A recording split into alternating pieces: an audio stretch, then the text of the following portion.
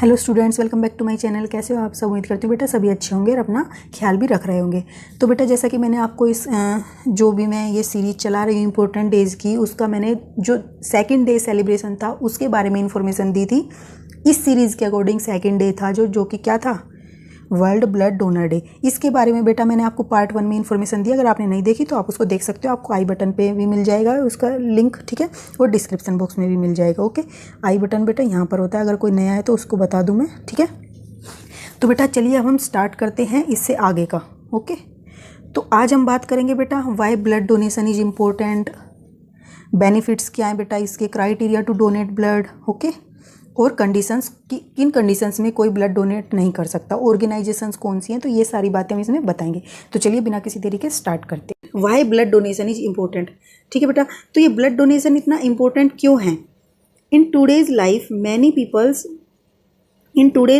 peoples are affected by the many disease. Most of the people is died in road accident, but not all the peoples are died due to the accident or disease. जैसे कि बेटा आप सब देख रहे हो आजकल बीमारी भी कितनी हो रही हैं, ठीक है, खाने के रहने सहने की वजह से, और जितनी भी मॉडर्निटी आ गई है उसकी वजह से भी।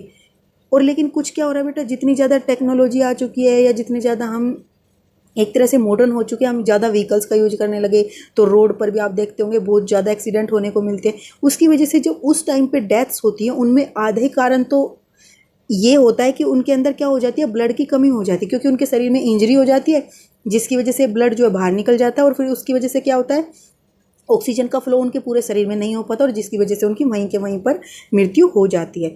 तो उन सब की लाइफ को भी सेव किया जा सकता है अगर हम ये ब्लड डोनेट करेंगे, तो हो सकता है वो उनकी हेल्प करे। ओके, तो to save these people there is a need of blood, इसलिए हमको बेटा ब्लड डोनेट करना चाहिए, ठीक है, ये रीजन था। अब नेक्स्ट बेटा क्या है, जब हम ब्लड डोनेट करते हैं तो हमें भी कुछ बेनिफिट होता है। ओके, और वो बेनिफिट क्या होता है बेटा, अब हम इसके बारे में डिस्कस करेंगे। फर्स्ट क्या है, reduce the density of blood. एक तो बेटा वो क्या करता है, डेंसिटी को कम करता है ब्लड की, यानी कि जो ब्लड होता है वो थिक होने लगता है टाइम टू टाइम।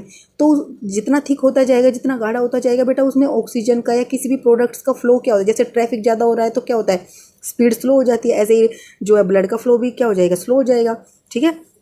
ऐसे ही help to create new blood.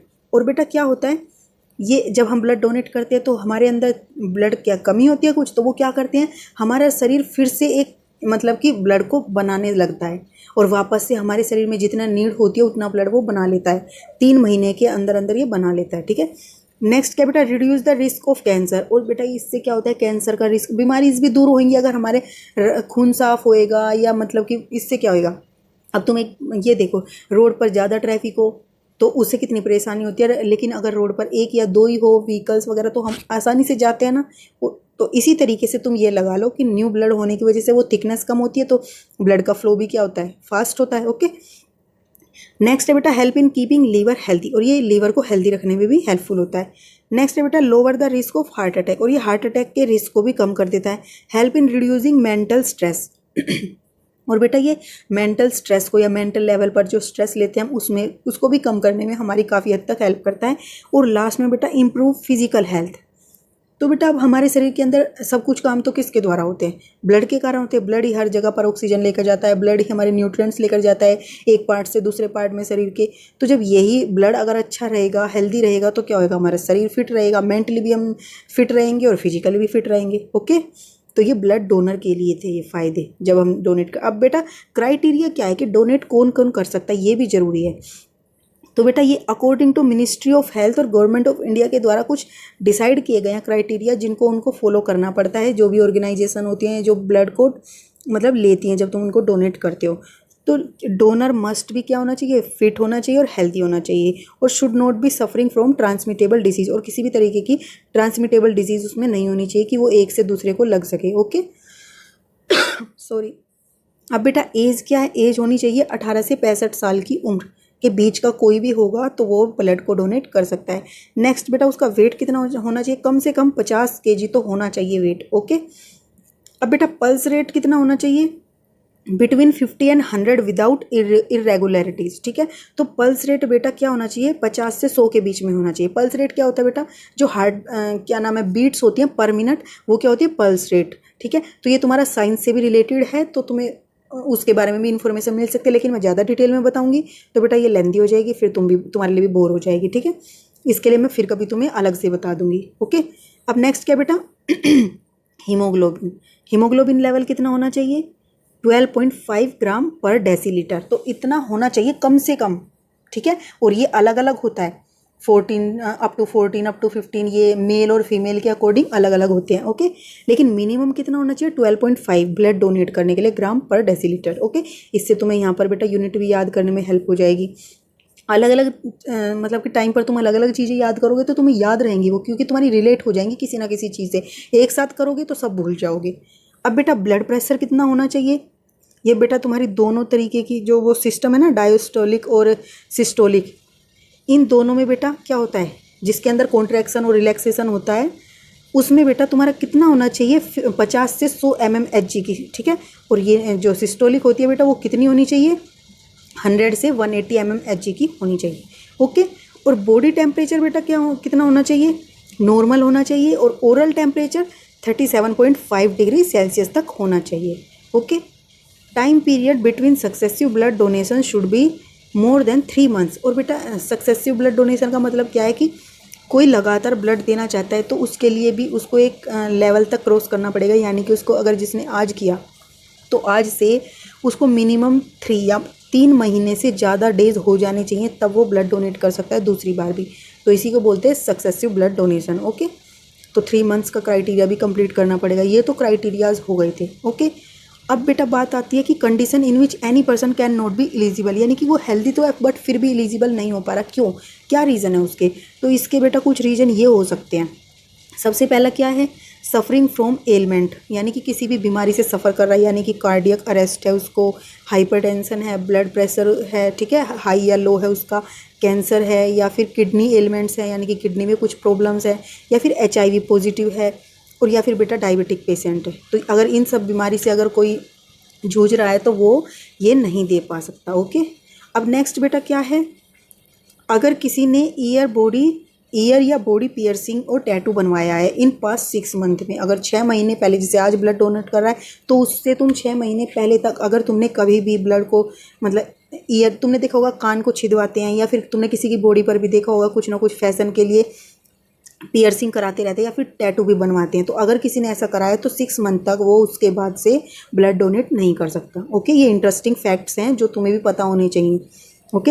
Has treated for rabies, और बेटा अगर कोई है जो रेबीज़ के लिए ट्रीट हुआ है, received hepatitis B vaccine in the past 6 months, और बेटा अगर किसी ने कोई रेबीज़ का शिकार हुआ है या फिर किसी ने हेपेटाइटिस बी वैक्सीन को लिया है, उसको दी गई है 6 महीने में इन द पास, जैसे आज तुम ब्लड डोनेट करना चाहते हो, आज से 6 महीने के बीच में जो तुम्हारे पास्ट के हैं उनमें तुमने अगर ब्लड डोनेट किया है, मतलब कि वैक्सीनेशन लिया है या रेबीज़ के शिकार हुए हो, तो आप भी ब्लड डोनेट नहीं कर सकते, ठीक है। अब बेटा क्या है, undergone immunization in past 1 month. अब बेटा अगर आपको 1 मंथ हुआ है, यानी कि कोई वैक्सीन लिया है तुमने, ठीक है, किसी भी तरीके की, तो आप भी नहीं कर सकते, ठीक है। अब नेक्स्ट है बेटा consumed alcohol in past 24 hours, और बेटा अगर कोई ड्रग्स लेता है तो वो तो बिल्कुल ही नहीं कर सकता डोनेट, लेकिन अगर कंज्यूम करता है कोई एल्कोहल तो उसको बेटा उसका क्राइटेरिया है कि मतलब कि जिस दिन वो डोनेट करा उससे 24 घंटे पहले तक उसने एल्कोहल को कंज्यूम ना किया हो, ओके। नेक्स्ट है बेटा कि वुमेन्स हु आर प्रेग्नेंट और ब्रेस्ट फीडिंग, ठीक है, अगर बेटा कोई है जो प्रेग्नेंट है या फिर ब्रेस्ट फीडिंग कर रही है तो वो भी क्या डोनेट नहीं कर सकती ब्लड, ओके। अब have undergo major dental procedure, और अगर बेटा किसी ने अपनी दांतों की कुछ डेंटल इशू है किसी को और वो उसके लिए अपना कुछ इलाज करा रहा है, या फिर कोई किसी की जनरल सर्जरीज चल रही हैं 1 मंथ में, पास्ट 1 मंथ, ये पास्ट का मतलब होता है बेटा जिस दिन तुम दे रहे हो उससे 1 महीने पहले तक अगर आपने कुछ भी ऐसी चीज़ें एक्टिविटीज़ कराई हैं तो आप इसके लिए एलिजिबल नहीं होगे, ओके। अब बेटा नेक्स्ट है कि who have had fits, tuberculosis, asthma और एलर्जिक डिसऑर्डर, अगर किसी के अंदर बेटा इस तरीके के डिसऑर्डर्स पाए जाते हैं, कभी भी पास्ट में किसी को ऐसा हुआ है तो वो भी ये नहीं कर सकता ब्लड को डोनेट, ओके। तो ये तो थे बेटा कि कौन एलिजिबल होगा कौन नहीं। और बेटा बात आती है कि डोनेट कैसे करना है, कहाँ डोनेट करेंगे, ठीक है। तो उसके लिए कुछ ऑर्गेनाइजेशंस बनी हुई है, गवर्नमेंट भी हैं वो और नॉन गवर्नमेंट बॉडीज़ भी हैं। तो some organisation in India who conduct blood donation camps, जो अलग अलग कैंप्स लगाती है, तुमने देखा भी होगा, तो उनमें कौन कौन सी हैं, एक तो है बेटा जो सबसे लार्जेस्ट है इंडिया के अंदर, वो है रोटरी ब्लड बैंक, और दिल्ली में ये क्या है बेटा, एस्टेब्लिश्ड है, ठीक है। और फिर इसके कैंप्स चलते हैं through out the countries, okay. तो बेटा और ये एक और बात बताना चाहूँगी बेटा कि जो मेरे मदर फादर है उन्होंने बेटा इसमें 3 बार अपना ब्लड डोनेट किया हुआ है, और उनके लिए उनको एप्रिसिएशन कार्ड्स भी मिले हुए हैं, सर्टिफिकेट्स, कभी उनको कभी ज़रूरत पड़ेगी तो बेटा वो उसको दिखाकर हेल्प ले सकते हैं उसकी। और उनको कप्स भी, मग भी मिले थे, जितनी बार भी उन्होंने किया उनको मग्स भी मिले थे, ठीक है।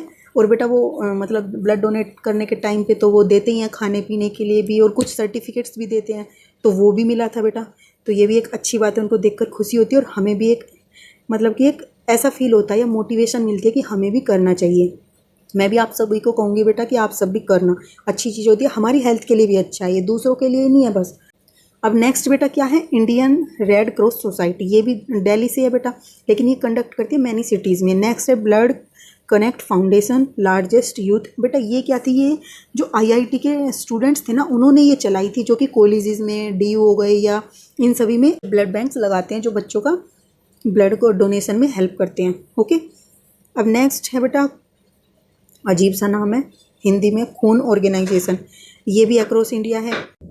नेक्स्ट है बेटा संकल्प इंडिया फाउंडेशन, ठीक है, ये कहाँ पर है, ये भी बेंगलुरु में। और ये क्या करती है बेटा, जो ये कंडक्ट कराती है कर्नाटका के जितने भी सिटीज़ होती है इन सभी में, ओके। फिर अगली है बेटा सेव लाइफ इंडिया, ये गोवा में है, एक चेन्नई में, ये सारी Lions blood bank, think foundation Mumbai में है, अथर ब्लड बैंक महाराष्ट्र में है, ठीक है। और बेटा ये इकाम न्यास, ये अम्बाला में, और ये क्या करती है, इमरजेंसी ब्लड डोनेशन, ठीक है। तो इमरजेंसी में जब ब्लड की नीड होती है बेटा तो ये काम करती है, ओके। तो बेटा इस वीडियो में आपके लिए मैं इतनी ही इन्फॉर्मेशन लाई थी, और ये मैंने बहुत ही मेहनत से इकट्ठा किया है, और उम्मीद करती हूँ बेटा आप सभी को अच्छे से समझ आई होंगी, ठीक है। और ये तो है नहीं कि बेटा अब मैं ये कहूँगी समझ नहीं आए तो दोबारा देखना है, ऐसा तो है नहीं, आपको इनको सुनना था और कभी मन करे तो देख लेना, ये आपकी मर्जी है, ओके। बट ये आपके लिए इन्फॉर्मेटिव है, और बेटा आगे भी याद रहेंगी और काम भी आएंगे आपके आगे, ठीक है। और उम्मीद करती हूँ आपको इससे मोटिवेशन मिला होगा और आप ब्लड डोनेट करोगे, और ये अच्छा है हमारे लिए भी और दूसरों के लिए भी, ठीक है। और इसी बात पर बेटा एक मतलब कि कोट भी लिखा है मैंने, जिसमें क्या लिखा हुआ है, डोनेट ब्लड लिव हेल्दी, ठीक है। तो ये दूसरों के लिए भी अच्छा है, हमारे लिए भी अच्छा है, ठीक है। तो बेटा इस वीडियो में इतना ही, तब तक के लिए ऐसे हंसते रहिए, मुस्कुराते रहिए, पढ़ते रहिए और आगे बढ़ते रहिए। Thank you.